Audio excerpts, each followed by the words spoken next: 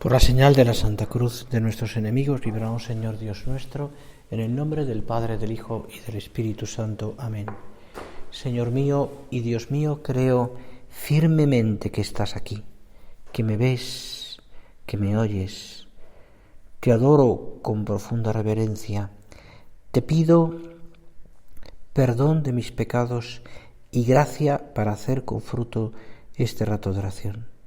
Madre mía Inmaculada, San José, mi Padre y Señor, Ángel de mi guarda, interceded por mí.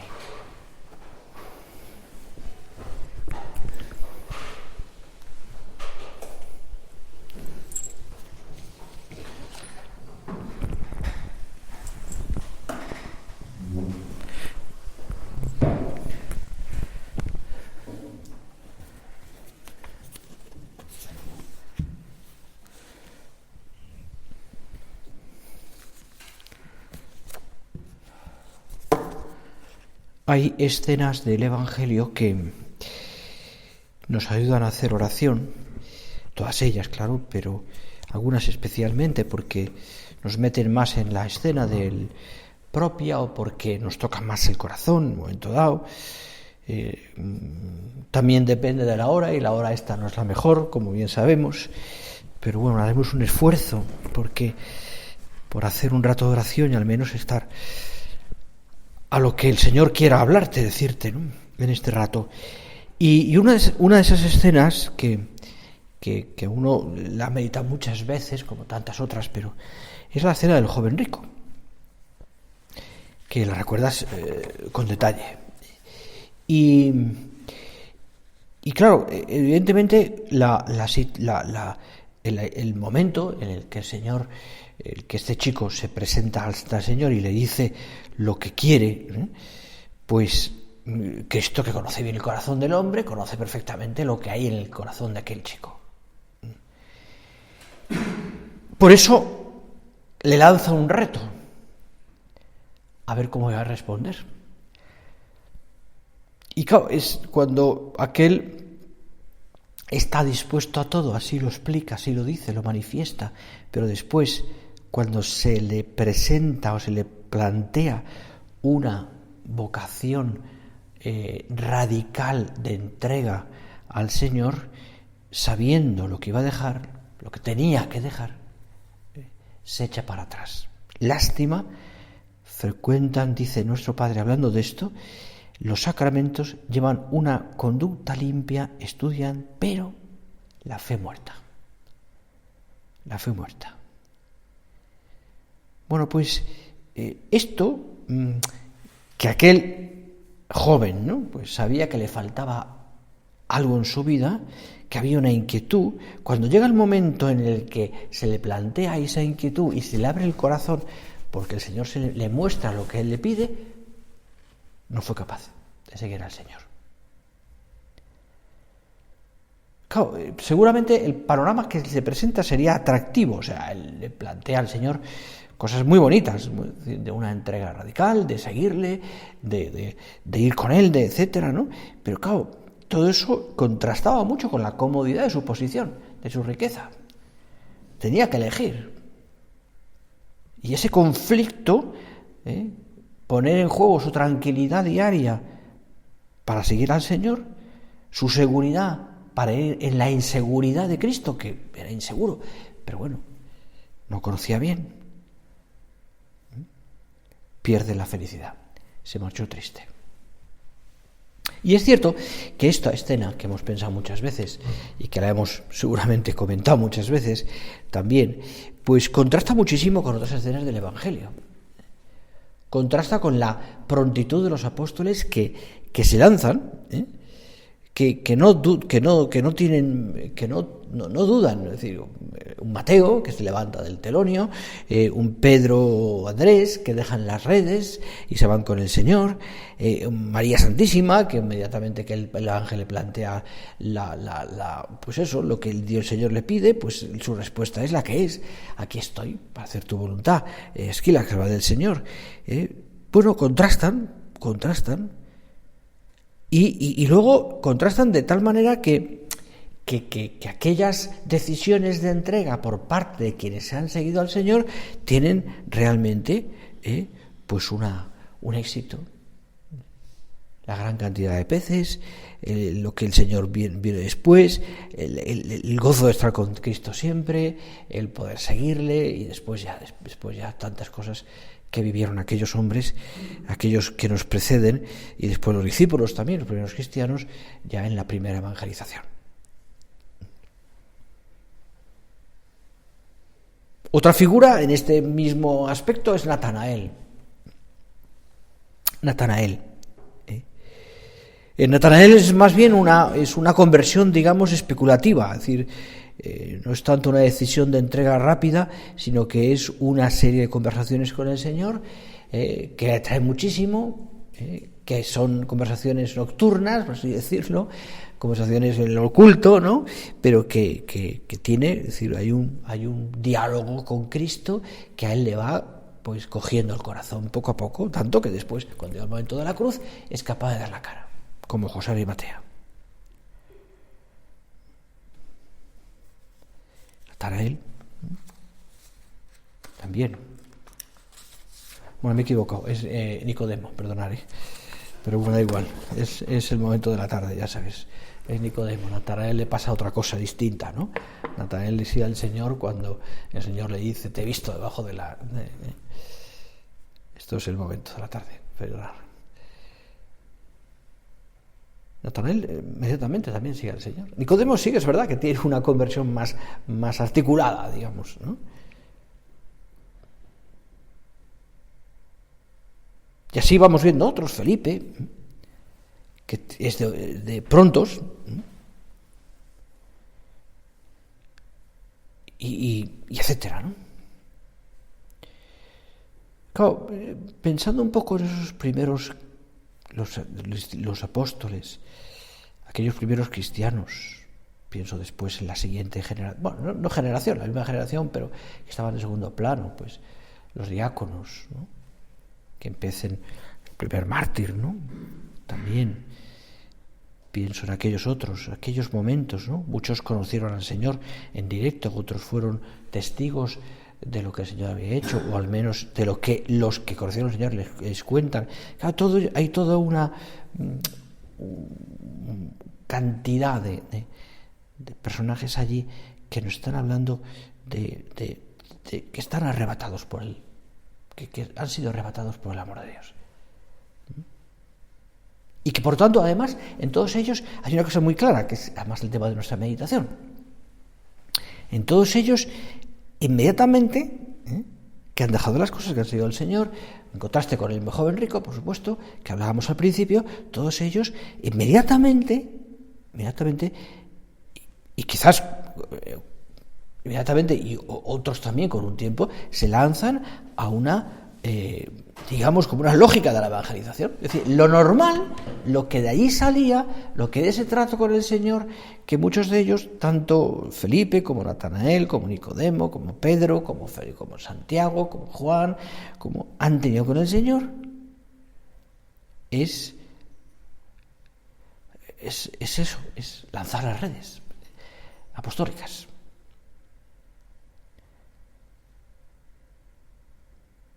¿Dónde está, digamos, la clave? Pues mira, la clave a mí me parece que en esa conversación entre Felipe y Natanael y el Señor está. Porque Natanael se queja. ¿Os acordáis que le dice, de Nazaret puede salir algo bueno? Y Felipe no le explica.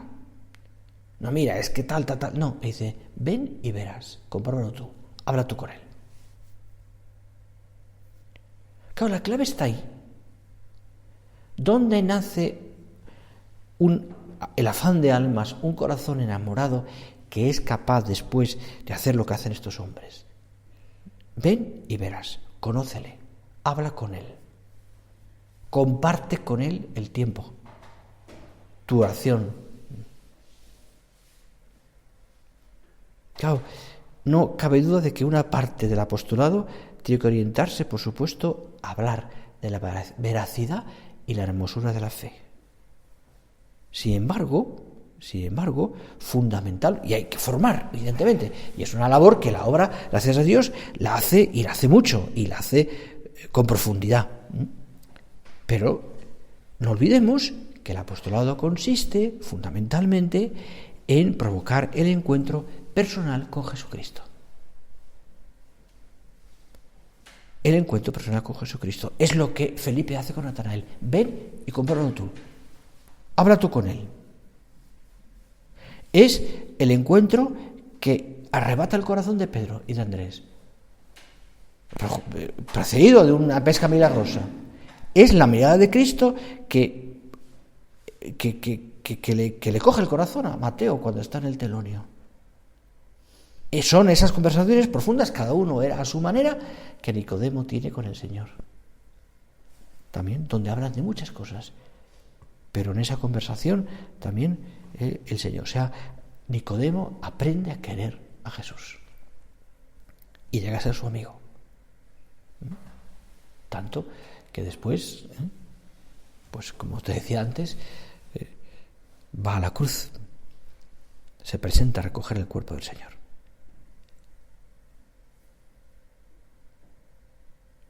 La fuerza del encuentro con el Señor la apreciamos de tantas maneras. Tú y yo también la hemos experimentado. Y tú y yo también lo hemos hablado con tanta gente. ¿Cuántas veces hemos escuchado y hemos dicho que el camino de una entrega a Dios, de un afán apostólico, está siempre precedido y está iniciado siempre por un encuentro con Cristo? Un enamoramiento con el Señor, una vida de oración, en definitiva. Es clave. Es clave. Metamos a Cristo en nuestros corazones, decía nuestro Padre San José María, metamos a Cristo en nuestros corazones y en los corazones de los chicos. Y en los corazones de los chicos. Qué importante es hacer de aquello que decía de los chicos almas de oración. Bueno, pues eso.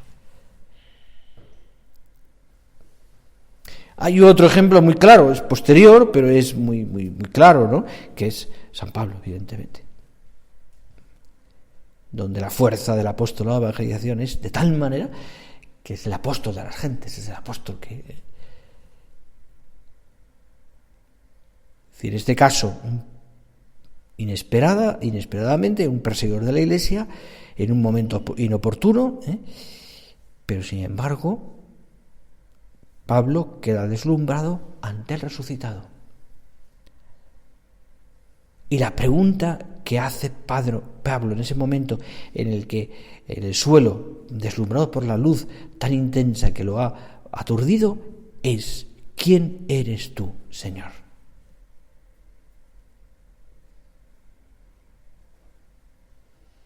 Y hay un diálogo brevísimo, pero suficiente para que Pablo se meta en el corazón del Señor y le diga: yo soy Jesús, a quien tú persigues.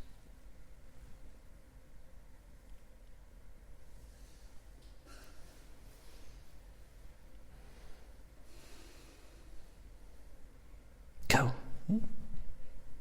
Es brevísimo, fijaros, ¿no? Es decir, el Señor lo ha dicho antes: Pablo, no te empeñes en la... O Saulo, ¿no? Pero es que Pablo perseguía a los cristianos, no conocía a Jesús. Había oído hablar, pero no conocía a Jesús. Perseguía a los miembros que él consideraba una secta del judaísmo. Sin embargo, en esa aparición, brevísima, pero donde trata personalmente al Señor, comprende que la resurrección no es una habladuría, porque era clave la resurrección, evidentemente. Porque además es el mandato que tienen los apóstoles, es hablar, es anunciar y manifestar la resurrección del Señor. Esa es la clave de la evangelización. Entonces, Pablo en ese momento comprende que lo que está viendo delante de sí mismo, entrando en Damasco, aquello no es una habladuría, sino un hecho. Lo ve por sus propios ojos. Cristo el crucificado se presenta delante de Saulo, carne y hueso. Y el Señor le invita a creer en su resurrección. ¿Quién soy yo? Ese que para ti está muerto, al que siguen estos locos, pero soy yo. Es a mí a quien persigues, en estos hombres.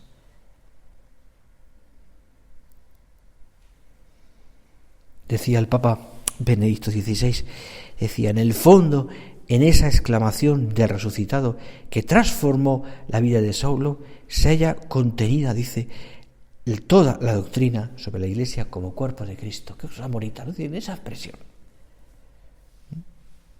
Cristo no se retiró al cielo dejando en la tierra una multitud de seguidores que llevaran adelante su causa. La Iglesia, dice el Papa, no es una asociación que quiere promover cierta causa. En ella no se trata de una causa, en ella se trata de la persona de Jesucristo, que también, como resucitado, sigue siendo carne, tiene carne y huesos. Así lo expresa y así lo dice delante de sus apóstoles, como afirma el Evangelio de San Lucas. El resucitado, ante los discípulos que creían que tenía espíritu, tiene un cuerpo. Tiene un cuerpo. Fijaos, el Papa ahí resume eso, ahí está toda la doctrina sobre la Iglesia de Cristo como cuerpo de Cristo. La Iglesia como cuerpo de Cristo. Claro, de aquel encuentro de Pablo con el Señor, donde se da cuenta de a quién está persiguiendo realmente, le cambia el corazón. Es verdad que hay una gracia y un carisma muy especial en ese momento, por supuesto. Pero hay un encuentro, como el que tú y yo tenemos todos los días con el Señor, con el que hemos tenido tantas veces, con el que tenemos que seguir teniendo, como el que tenemos que seguir teniendo, evidentemente, porque de ese encuentro con el Señor tuyo y mío en la oración, en la Eucaristía, en tantos momentos, nace tu afán, mi afán de almas. En el camino de Damasco, Pablo no solo reconoce la resurrección de Jesucristo, sino que entra en contacto con ese misterio de Cristo y la Iglesia. Cristo, el resucitado, la Iglesia, los poquitos que había entonces, pero la Iglesia. Levántate, entra a la ciudad y se te dirá lo que debes hacer, le dice el Señor. Y es donde la Iglesia, representada en Ananías y en aquellos otros que le acogen en ese momento, cuando era un perseguidor, pues le acogen porque Ananías, sobre todo, Ananías pone pegas. Señor, pero si es que ha venido, vete a verle y haz lo que te he dicho. Y por medio de las manos y la mediación de Ananías, el Espíritu Santo, Pablo recibe al Espíritu Santo y recobra la vista. El encuentro con Cristo, el encuentro con la Iglesia.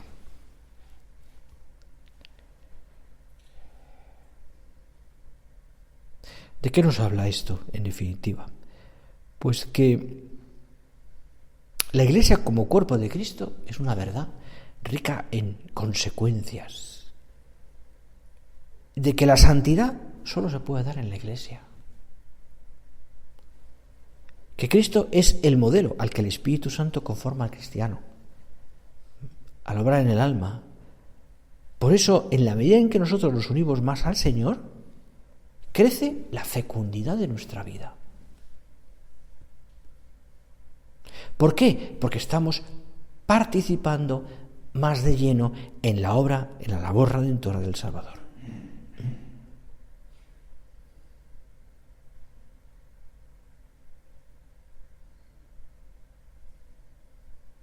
Y así se ve también en nuestras vidas y en la vida de tantos otros, y lo hemos visto en la vida de nuestro Padre, San José María, lo hemos visto también, ¿no? Cuánta eficacia apostólica, cuánto afán de almas, cuántos hechos concretos, ¿no? de expansión de mil cosas, ¿no? Es decir, que nacen del encuentro con el Señor, de cómo quería nuestro Padre al Señor. Y así en todos los santos.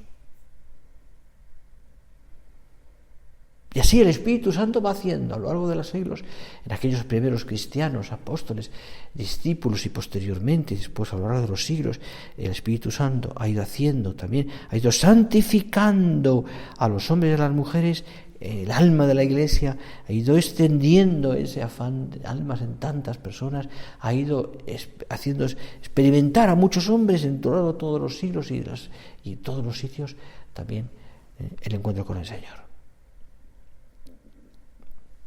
La acción del Espíritu Santo, podríamos decir, garantiza, a pesar de la poquedad y de los pecados personales nuestros, que el rostro de Cristo resplandezca siempre.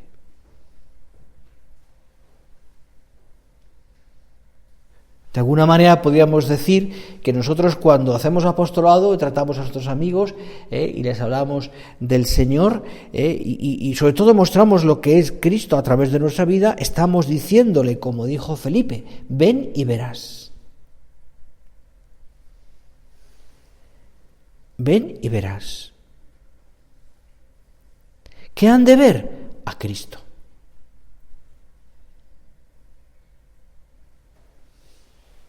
¿Qué han de ver? La caridad.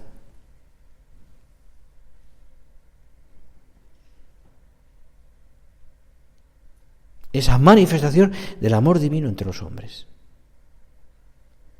Nuestro Padre del cielo está siempre cerca, muy cerca, a tu lado, con su amor eterno, con su cariño infinito. Así decía nuestro Padre en Forja. ¿Qué han de ver? Ven y verás. Pero ese ven y verás sale del encuentro. Es decir, yo me he encontrado con el Señor. Yo quiero hablar de lo que he visto. Yo quiero expresar lo que he sentido.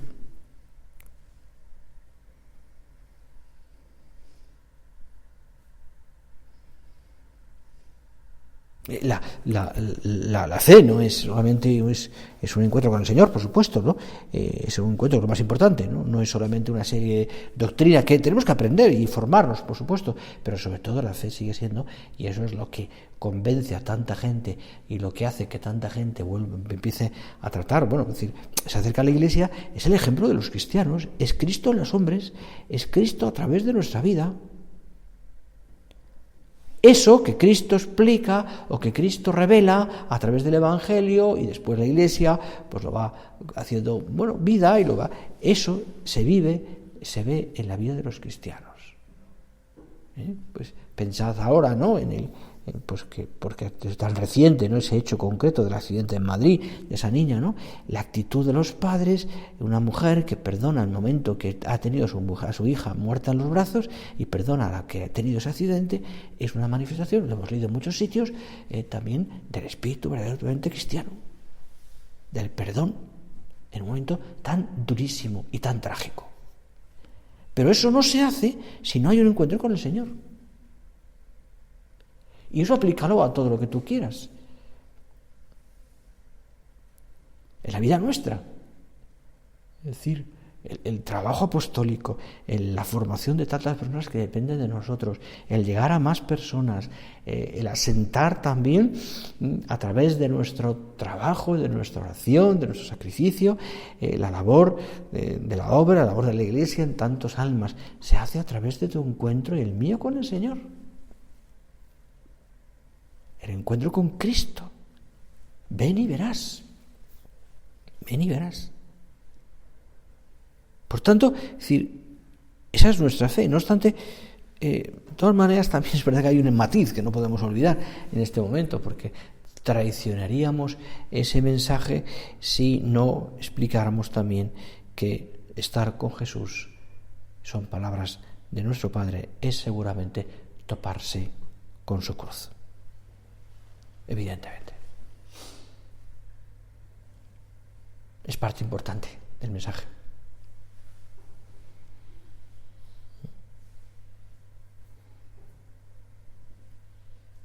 Y así el Señor explica cómo hay que pasar por la cruz.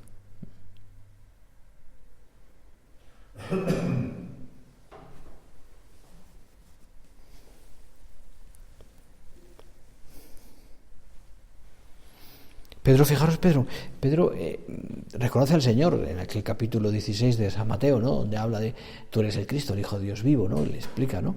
Y reconoce, ¿no? Y le ama con todo su corazón, con un amor quizás todavía muy poco pulido, ¿no? Pero le ama. Pero tanto es así que Pedro también ese amor le lleva a guardar al Señor, y entonces cuando Cristo habla de su pasión, Pedro se revela y dice, no, esto no puede pasar. Bueno, no puede pasar. Y el Señor dice, Pedro, eres escándalo para mí. No has entendido. Evidentemente tenía un proceso. Ese proceso luego se va completando. Bueno, incluso en la pasión, ¿no? Cuando le niega 3 veces y luego llora amargamente. Pedro le cuesta, y es la cabeza de la Iglesia. Le cuesta, pero va entendiendo poco a poco. Y lo va entendiendo a través del encuentro con la cruz. Se da cuenta de que, cosa que le pasa a él también después, se da cuenta que ese encuentro con el Señor, con la cruz, es también un encuentro con Cristo.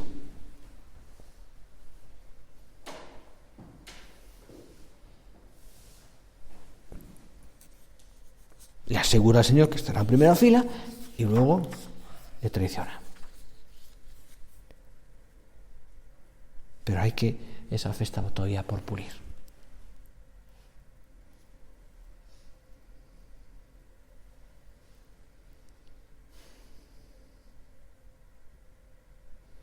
Encontrar la cruz es encontrar a Cristo. Amar la cruz es amar al Señor. Porque en el dolor Jesús sale en ayuda del cristiano y le da la oportunidad de descubrir de una manera nueva su cercanía. Y esto lo hemos comprobado muchas veces también nosotros, tú también y yo. Nos hemos dado cuenta que muchas veces en estas situaciones, y más en el trabajo apostólico, en el afán de almas, nos encontramos muchas veces con los fracasos. Son parte de la vida. Y son parte también de del certificado de que vamos bien. Nos encontramos con momentos en los que las contradicciones se arrecian más, de muchos tipos. Dificultades económicas, dificultades de personas, dificultades de no entender, mil cosas, ¿no? Y primero nosotros mismos, que somos también tan poca cosa, ¿no? Nos encontramos con eso, y esto es el certificado de qué es lo que el Señor quiere. No salen las cosas como querríamos. Porque encontrar la cruz es encontrar a Cristo. Por supuesto. Claro, la experiencia que tiene Pedro es tremenda, ¿no? Es tremenda, ¿no? Porque le pasan tantas cosas, ¿no? Tanto que todo acaba en aquella consoladora escena en la cual Pedro y a otros 2 apóstoles toman unos cuantos pescados que han pescado, una pesca última, pesca milagrosa. Jesús ya está resucitado, está con ellos. Y la pregunta de Pedro, el Señor, es clave, ¿no? Han pasado tantas cosas. Pedro, me has negado. Pedro, has seguido. Pedro, eres la cabeza de la Iglesia. Y yo solo te pregunto, lo fundamental, ¿me amas? ¿Me amas? Eso es lo clave. Y es lo que el Señor te pregunta a ti, me pregunta a mí. Fuerito, ¿me amas de verdad? Con todo lo que supone, ¿estás dispuesto a que este encuentro con el Señor, que pasa por la cruz, sea continuo en tu vida y como consecuencia también crezca en ti el afán de almas? ¿Me amas?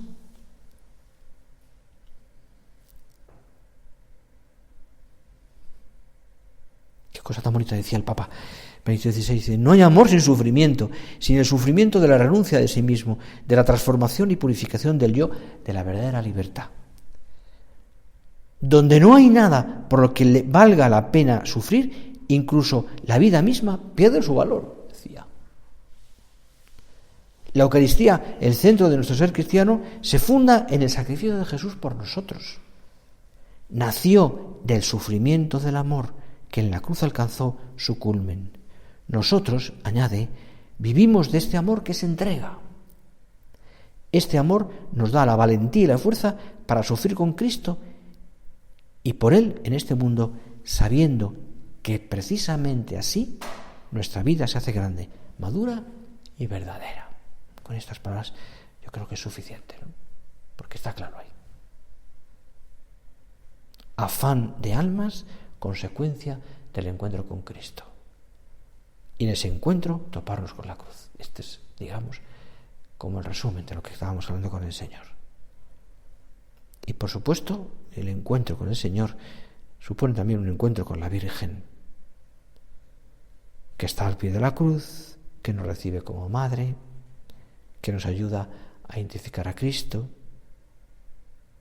que nos hace entender con su vida también que tener la cruz es tener alegría, es tenerte a ti, Señor. Ojalá le pedimos al Señor, al acabar ya esta meditación, que crezca en nosotros ese afán de almas a través de tu encuentro, de mi encuentro cotidiano con el Señor, en tantos momentos, a través de las normas, a través del trabajo, de tantas cosas que suponen para ti y para mí la vida ordinaria. Nuestro encuentro con el Señor, ahí lo tenemos. Pedírselo a nuestra Madre Santa María.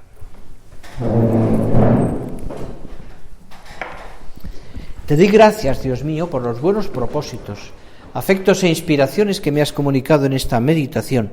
Te pido ayuda para ponerlos por obra, Madre mía Inmaculada, San José, mi Padre y Señor, Ángel de mi guarda, interceded por mí.